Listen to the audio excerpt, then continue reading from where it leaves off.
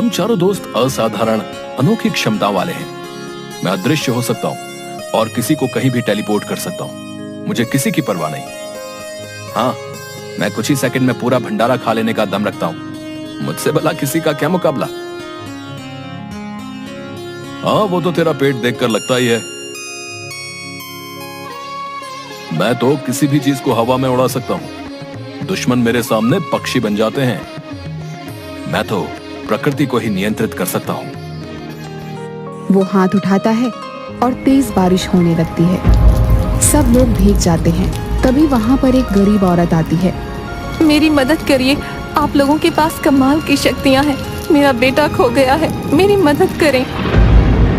अरे जाओ, पुलिस में रिपोर्ट लिखवाओ। पुलिस वालों ने कहा तूफान का मौसम है, इस समय पहाड़ पर जाना असंभव है। तभी आपकी बातें सुनी कि आपके पास शक्तियाँ हैं। मेरी मदद कीजिए वरना मेरा बेटा खो जाएगा। आज तक किसी ने हमसे मदद नहीं मांगी, क्यों ना आज इसकी मदद कर दें। ठीक है, तुम बताओ, तुम्हारा बेटा कहाँ से गायब हुआ था? सोनगिरी की पहाड़ियों से। चंदन सबको टेलीपोर्ट करके वहाँ पहुँचा देता है। औरत हैरान हो जाती है। हाय दैया, हम यहाँ कैसे आ गए? चंदन भैया, हमारा बेटा यहीं पर था कि तेज तूफान आ गया और बेटा गायब हो गया। अरे वाह, यहाँ तो मीठे फल हैं। चलो, मेरा काम तो हो गया। लगता है यहाँ भयानक तूफान आया था, तभी तो इतने सूखे पत्ते जमीन पर हैं। अरे, कुएं से आवाज आ रही है। लगता है तुम्हारा बेटा अंदर गिर गया है। वह हाथ ऊपर करता है। पानी की तेज धार कुएं में जाने लगती है। ऊपर तक पानी भर जाता है और औरत का बेटा बाहर आ जाता है। पहली बार ये बात पता लगने पर गांव में उनकी बहुत बड़ाई होती है, बहुत इज्जत होती है। चारों पहली बार मिली इज्जत से इतना ज्यादा खुश होते हैं, इतने ज्यादा प्रभावित होते हैं कि वे आपस में प्रण करते हैं।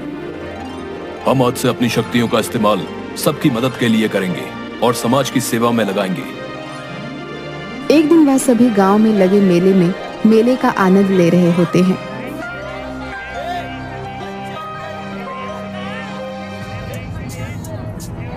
तभी अचानक एक आदमी भागते हुए चाट के ठेले की तरफ आता है। भैया, मुझे इससे बचा लो। ये हर बार मेले से मेरी चाट मुफ्त में खाकर चला जाता है और ठेला यहाँ खड़ा करने का पैसा भी वसूलता है। तैयार हो जाओ, हमारी विचित्र शक्तियों का सदुपयोग करने का समय आ गया है। चिंता करने की कोई बात नहीं है। इसे तो मैं चाट के ठेले के साथ ही निकल लूंगा। मैं ठेले को अपनी जगह से 1 इंच भी नहीं हिलने दूंगा। जग्गी चोर पर ओलों की बारिश कर देता है। रोहित चोरों को पकड़ लेता है और चंदन उन्हें जेल में टेलीपोर्ट कर देता है। चंदन, आशीष, रोहित और जग्गी, तुम लोगों ने बहुत अच्छा किया। ये चोर 2 सालों से जेल से भागे हुए हैं। हम कब से इन्हें पकड़ने की कोशिश कर रहे थे। तुम्हें महाराज की तरफ से इनाम मिलेगा। इसके बाद सेनापति महाराज को सारी बात बता देते हैं। अगले दिन महाराज उन्हें मिलने के लिए बुलाते हैं। तुम चारों मित्रों के पास जादुई क्षमता है। अगर तुम इन्हें बुद्धिमानी से इस्तेमाल करोगे तो हमारे राज्य पर कभी कोई दुश्मन युद्ध नहीं कर पाएगा। लेकिन याद रखना, अगर तुम कोई गड़बड़ करते हो तो इस पूरे देश को खत्म होने में भी समय नहीं लगेगा। महाराज, आप बिल्कुल भी चिंता ना करें। हम कभी भी अपनी शक्तियों का उपयोग गलत काम के लिए नहीं करेंगे। हम देश की सुरक्षा के लिए अपनी शक्तियों का उपयोग करेंगे। हम हर काम सोच समझकर और मिलकर करेंगे और मिलकर खाएंगे भी। सब हंसने लगते हैं। इसी तरह कुछ दिन बीत जाते हैं। एक दिन जब राज दरबार में महाराज सबके साथ मंत्री बैठक में बैठे होते हैं, तभी वहाँ एक जादूगर आता है। अरे वाह, यहाँ बातें चल रही हैं। जरा हमें भी तो बताओ, क्या बातें हो रही हैं? कौन हो तुम? तुम सबकी मौत। चले जाओ यहाँ से, समझ गए दुष्ट व्यक्ति? मैं जाऊंगा, बिल्कुल जाऊंगा, लेकिन तुम्हारे प्यारे महाराज को लेके। ये सब तुम क्यों कर रहे हो? हम तो तुम्हें जानते तक नहीं। अरे, तो इसमें क्या बड़ी बात है? लो, मैं अभी बता देता हूँ। मैं हूँ जादूगर विनाशक। तुम चाहे जो कोई भी हो, हमारे पीछे क्यों पड़े हो? हम तो तुम्हें जानते तक नहीं। तुम बड़े लोगों के लिए कितना आसान होता है ना सब कुछ भूल जाना। जब मैं छोटा था तब तुम्हारे इन्हीं प्यारे महाराज ने खेलते खेलते एक तीर चलाया था जो जाके सीधे मेरे पिताजी को लगा था। सिर्फ इस राजा की उस हरकत की वजह से मैंने अपने पिताजी को खो दिया था। और तुम लोगों को देखो, तुम्हें तो याद तक नहीं होगा कि तुमसे ऐसा कुछ भी हुआ होगा। क्यों? सही कहा ना? आज से लेकर अपनी मृत्यु तक तू भी अपनों के लिए तरसेगा। जैसे मैं अपनों के लिए तरसा, वैसे ही तू भी तरसेगा। देखो, मुझे इस बारे में कोई जानकारी नहीं है, लेकिन अगर यह सब मेरी वजह से हुआ है तो मैं तुमसे दिल से माफी मांगता हूं। वाह, माफी मांगकर बचना चाहते हो? ये जो तुम अपने लोगों के बीच महान बनने का नाटक कर रहे हो, बंद करो इसे, समझे? तुम्हें क्या लगता है मैं इतनी दूर और इतने सालों बाद तुम्हारी माफी के लिए आया हूं? तो क्या चाहते हो तुम? तुम्हारी मौत। जैसे मैं अपने पिताजी के लिए तरस रहा हूं, वैसे ही तेरे लोग भी तेरे लिए तरसेंगे। जबान संभाल के बात करो जादूगर, वरना आज तुम्हारा आखिरी दिन होगा। तुम मारोगे मुझे? शक्ल देखी है अपनी? इतनी देर से देख रहा हूं, बड़े उछल रहे हो। लगता है तुम्हें सबक सिखाना ही पड़ेगा। बड़ा आया मुझे मारने वाला, अब घूमता रहे हर जगह। ए सुनो, तुम में से कोई भी मेरा मुकाबला नहीं कर सकता, समझे? और ना ही तुम्हारे वो चार मूर्ख जो उन मामूली सी शक्तियों के बल पे उछलते रहते हैं। मैं महाराज को कैद कर लूंगा, देखूं उसे कैसे बचाते हैं ये चार जोकर। चंदन सफलतापूर्वक महाराज के साथ अदृश्य हो जाता है। तभी वहां पर वो चारों आ जाते हैं। हम मूर्ख हैं तो तू महामूर्ख है, समझा? एक ही बार में खा जाऊंगा तेरे को, समझा? और डकार भी नहीं लूंगा। ओ मोटे, पहले अपना पेट संभाल, तब बोलियो। बोल कम, थूक ज्यादा रहा है। आशीष हवा का एक बवंडर बनाता है। जादूगर विनाशक तेजी से उड़ता हुआ ऊपर चला जाता है। मेरे प्यारे प्रजावासियों, ये चारों हमारे देश के रक्षक हैं, जो हर दिशा से हमारे देश की रक्षा करेंगे। अब आप सुख की नींद सो सकते हैं। अब विनाशक हमारे देश में तबाही नहीं मचा सकता। चारों तरफ खुशी और तालियों की लहर दौड़ पड़ती है। सभी अपने अपने घर चले जाते हैं। रात को महाराज को अपने कमरे में एक दर्पण दिखाई देता है। ये दर्पण, ये कहां से आ गया? महाराज, ये मैं हूं। लो, मैंने तुम्हें कैद कर लिया। वह महाराज को अपनी जादुई शक्तियों से बनाए गए जादुई बुलबुले में फंसा देता है। मुझे इस बुलबुले से मुक्त होना है। मुझे बाहर निकालो, मुझे बाहर निकालो। मैं तुम्हें लेकर जा रहा हूं। देखूं तुम्हें तुम्हारे रक्षक कैसे ढूंढते हैं। पूरे शहर में यह बात फैल जाती है कि महाराज सुमेर सिंह जादूगर द्वारा अपहरण कर लिए गए हैं। यह खबर चंदन, रोहित, आशीष, जग्गी के पास भी पहुंचती है।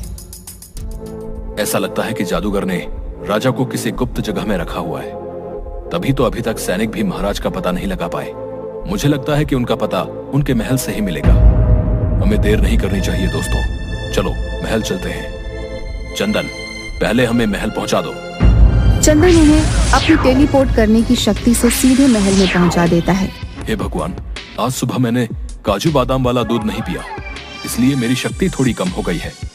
हम लोग गलत कमरे में टेलीपोर्ट हो गए हैं। इसके बाद वो चारों महाराज के कमरे में पहुंचते हैं। यहाँ तो सब सामान्य लग रहा है, लेकिन चंदन, अगर सब सामान्य है तो महाराज कैसे गायब हो गए? सैनिक, कल रात महाराज से मिलने रात को कोई आया था क्या? नहीं रोहित जी, कल रात मैं ही पहरा दे रहा था। महाराज के कमरे में जाने के बाद यहाँ कोई नहीं आया। ठीक है, तुम जा सकते हो। कुछ तो है जो हम नहीं देख पा रहे हैं। पूरे कमरे की जांच करते हैं एक बार। कुछ तो ऐसा मिलेगा जिससे हम महाराज तक पहुंच पाए। चंदन, हम टेलीपोर्ट नहीं हो सकते क्या? सीधे वहां। मैं बस टेलीपोर्ट वहीं तक कर सकता हूँ जहाँ का मुझे पता मालूम हो। अब क्या करें यार? तभी जग्गी का हाथ पास रखे शीशे पर पड़ता है और शीशा उसे अपने अंदर खींच लेता है। अरे ये जग्गी कहाँ चला गया अब? अरे गया होगा किसी काम से। तुम अपना काम करो, हमें जल्दी ही पता लगाना होगा कोई सुराग, समझे? तभी चंदन अपना चेहरा शीशे में देखता है और उस शीशे को हटाने की कोशिश करता है, लेकिन जैसे ही वो शीशा छूता है वो भी शीशे के अंदर चला जाता है। अब ये कहाँ चला गया? सैनिक, तुमने चंदन और जग्गी को बाहर जाते हुए देखा? नहीं, मैंने उन दोनों को बाहर जाते हुए नहीं देखा। मैं सारा वक्त यहीं खड़ा था, यहां से कोई बाहर नहीं गया। मुझे ऐसा क्यों लग रहा है कि वो दोनों भी महाराज की तरह कहीं गायब हो गए। जरूर अभी भी यहां कुछ ऐसा है जिससे हम महाराज तक पहुंच सकते हैं। सुन जरा इधर आ। क्या हुआ? ये देख महाराज के कक्ष में पहले ही कितना बड़ा शीशा है, तो फिर यहाँ ये दूसरा शीशा क्या कर रहा है? इसके बाद जैसे ही दोनों शीशे के पास जाते हैं वैसे ही शीशा उन्हें भी अपनी ओर खींच लेता है। जैसे ही रोहित और आशीष शीशे के अंदर पहुंचते हैं वे देखते हैं कि वहां पर पहले से ही चंदन और जग्गी एक जादुई शुतुरमुर्ग से लड़ रहे हैं। मेरी शक्तियां काम नहीं कर रही, हम गायब भी नहीं हो सकते। क्या तुमने मुझे शक्तिशाली जादुई शुतुरमुर्ग को चुनौती देने का साहस किया? रोहित हंसी का जादू चलाते हुए शुतुरमुर्ग को हंसा देता है और वो बेतहाशा हंसने लगता है। हंसी का जादू चलाते हुए अब तब तक हंसते रहो जब तक हमारा काम खत्म नहीं हो जाता। आशीष तेज बवंडर बनाता है और शुतुरमुर्ग हवा में उड़ जाता है। जग्गी एक तितली को बुलाकर शुतुरमुर्ग का ध्यान भटकाती है। शुतुरमुर्ग तितली का पीछा करने लगता है और वो चारों कमरे में बने छेद के अंदर चले जाते हैं। अब हमें खुद ही यहाँ से निकलने का रास्ता ढूंढना होगा। ये देखो, यहाँ सीढ़ियां हैं जो अंदर जा रही हैं, लेकिन अंदर का दरवाजा दिख रहा है जिस पर ताला लगा है। इस ताले की चाबी ढूंढनी होगी। जग्गी, तू कुछ कर सकता है क्या? रुक, मैं देखता हूं। आंखें बंद करता है। मैं जानता था तुम लोग मुझे बचाने जरूर आओगे। तुम लोगों ने मुझे ढूंढ लिया। मुझे जल्दी से जल्दी यहां से ले चलो। महाराज, खाना ना खाने के कारण चंदन की शक्तियां कम हो गई हैं। वो हमें यहां से ना ही टेलीपोर्ट कर सकता है, ना ही गायब। चिंता की कोई जरूरत नहीं है। जादूगर ने मुझे खाने के लिए ये फल दिए हैं। चंदन, इसे खा लो। अब मैं ठीक हूं।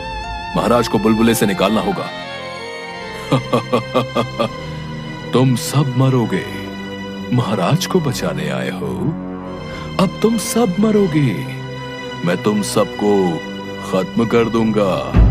जादूगर उन सभी को एक बुलबुले के अंदर कैद कर देता है। देखो तो सही, कौन आया है बचाने। मगर मुझे ये समझ नहीं आ रहा है, जो खुद फंसे हों वो किसी और को क्या बचाएंगे। और हंसने लगता है।